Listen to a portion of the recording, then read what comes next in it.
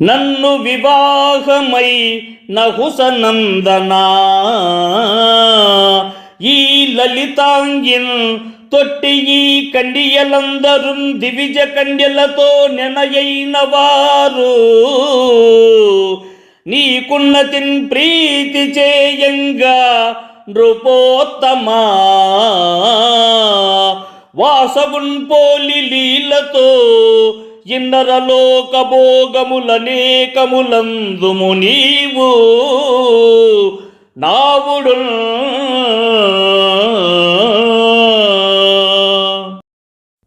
నహుసుని కుమారుడైన ఓ యయాతి మహారాజా,